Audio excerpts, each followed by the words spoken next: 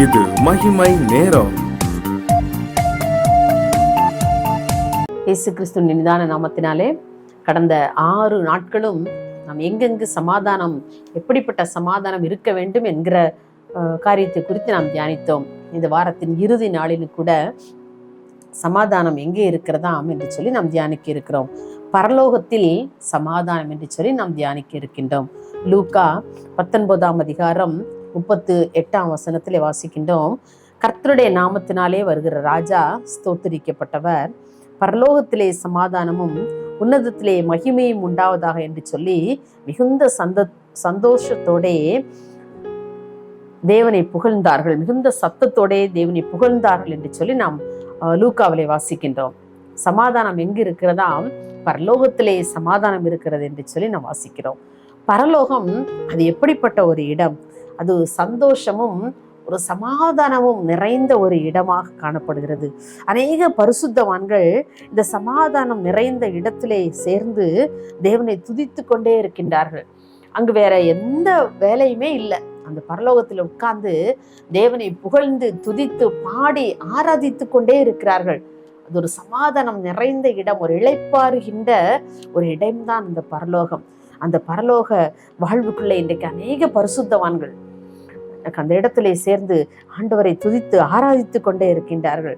அங்கே அழுகை இல்லை, இந்த பரலோகத்தில் அழுகை இல்லை, அங்கே கண்ணீர் இல்லை, பாடுகள் இல்லை, துக்கங்கள் இல்லை, துயரங்கள் இல்லை, எதுவுமே கிடையாது. பாருங்க, அந்த அப்படிப்பட்ட ஒரு வாழ்க்கை, அந்த பரலோகத்தின் இனிமையை நம் இந்த பூலோகத்திலே அமர்ந்திருந்து அவருடைய பாதத்திலே அமர்ந்திருக்கும்போது அந்த பரலோக இன்பத்தை நம்மால் அனுபவிக்க முடியும். அந்த பரலோக சமாதானத்தை நாம் காண முடியும். இப்படிப்பட்ட அனுபவம் இன்றைக்கு நம்ம ஒவ்வொருவருக்கும் தேவை. அருமையானவர்களே, இந்த பரலோகத்தை நாம் வாஞ்சிக்கிற பிள்ளைகளாக நாம் ஒவ்வொருவரும் இருக்க வேண்டும்.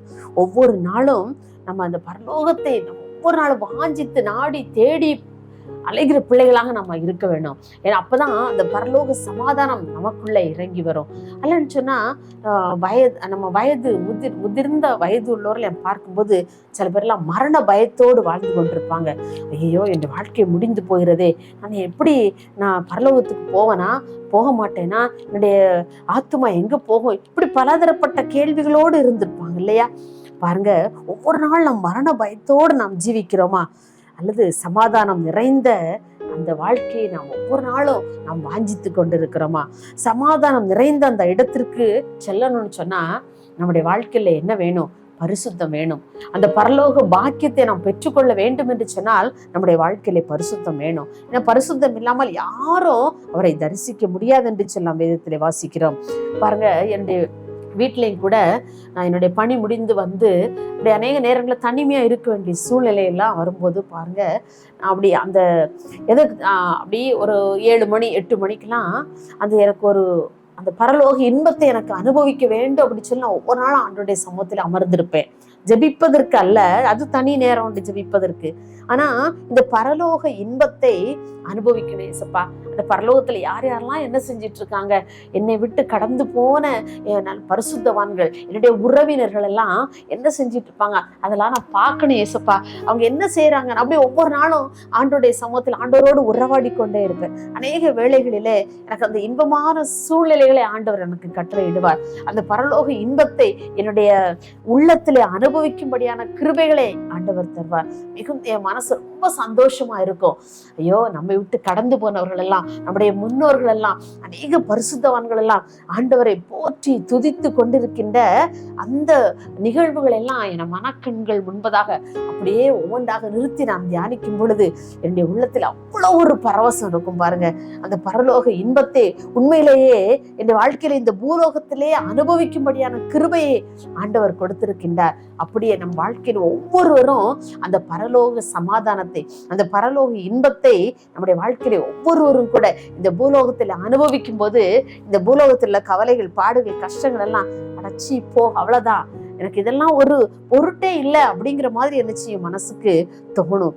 பாருங்க, அந்த பரலோகத்தை கற்பனை செஞ்சு பார்க்கும்போது எப்பவும் இன்பம் தான், துதி பாடல்கள் தான்.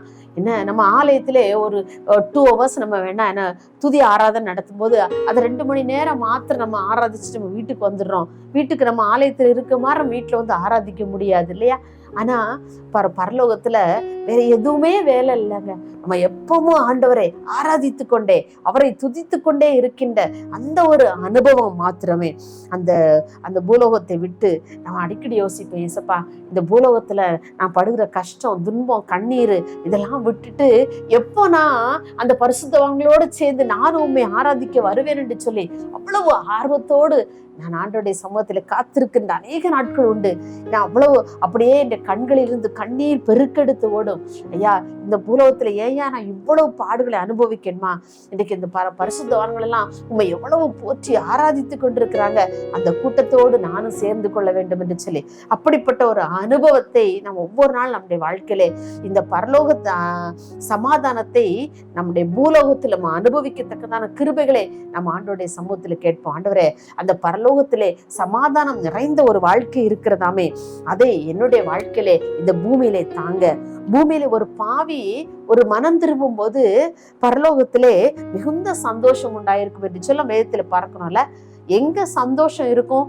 ஒரு சமாதானம் நிறைந்த ஒரு வாழ்க்கை இருக்குமானால் அங்க சந்தோஷமும் இருக்கும். சமாதானமும் சந்தோஷம் எங்கேயோ நிலைத்திருக்கும், ஒரே இடத்துல இருக்கும். பாருங்க, சந்தோஷம் இருக்கிற இடத்துல கண்டிப்பா சமாதானம் இருக்கும், சமாதானம் இருக்கிற இடத்துல கண்டிப்பா என்னது இருக்கும்? சந்தோஷமும் இருக்கும் இல்லையா? அது உலகத்தின் சந்தோஷம் அல்ல, அந்த பரலோகத்தின் சந்தோஷம். உலக பிரகாரமான சந்தோஷங்கள் எல்லாம் நொடி பொழுதிலே அழிந்து போகக்கூடிய சந்தோஷமாக இருக்கும், சமாதானமாக இருக்கும். ஒருவேளை நீங்க ஒரு மூவி, நீங்க தியேட்டருக்கு போய் ஒரு படம் பார்க்க போனீங்கன்னா ஒரு 3 மணி நேரம் அந்த சமாதானம் உங்களுக்கு இருக்கும் இல்லையா? அது பாருங்க, வீட்டுக்கு வந்த உடனே உங்களுடைய பழைய கவலை, கஷ்டம், பாரம் எல்லாம் அப்படியே உங்களுடைய இருதயத்துல, உங்களுடைய ஆத்மாவை அப்படியே பற்றிக்கொள்ளும்.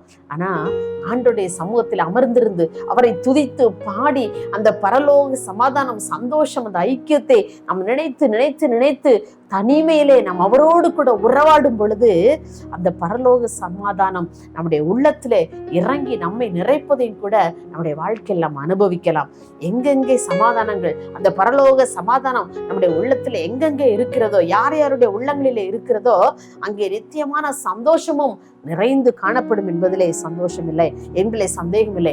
ஆம், எனக்கு அன்பானவர்களே, இந்த சந்தோஷம், இந்த பரலோக சமாதானம் நம்முடைய வாழ்க்கையிலே, நம்முடைய தனிப்பட்ட வாழ்க்கையிலே, நம்முடைய குடும்பத்திலே இருக்கும் பொழுது அந்த பரலோக சமாதானத்தை நம்முடைய வீடுகளிலே நாம் பெற்று அனுபவிக்க முடியும். அப்படிப்பட்ட கிருபைகளை நாம் ஒவ்வொருவரும் பெற்றுக்கொள்ள வேண்டும் என்று சொல்லி ஆண்டவர் விரும்புகின்றார். நம்முடைய தனிப்பட்ட வாழ்க்கையிலே சமாதானம் இருக்கும் பொழுது, நம்முடைய குடும்ப வாழ்க்கையிலே சமாதானம் இருக்கும் பொழுது, நம்முடைய குடும்பம் ஒரு பரலோகம் போல இந்த பூலோகத்திலே நாம் பரலோக இன்பங்களை அனுபவிக்க முடியும். அருமையானவர்களே, அப்படிப்பட்ட கிருபைகளை நாம் இழந்து போகாதபடி ஆண்டவருடைய சமூகத்தில் அமர்ந்திருப்போம். அப்பா, நாங்கள் சமாதானத்தை குறித்து நாங்கள் அநேக காரியங்களை சிந்திச்சோப்பா, இந்த கிருபைகள் எல்லாம் எனக்கு தாங்க அப்படின்னு சொல்லி நாம் அவருடைய சமூகத்திலே கேட்போம். ஏசப்பா, அப்படிப்பட்ட கிருபைகளை தர ஒவ்வொருவருக்கும் அவர் வாஞ்சி உள்ளவராக இருக்கின்றார்.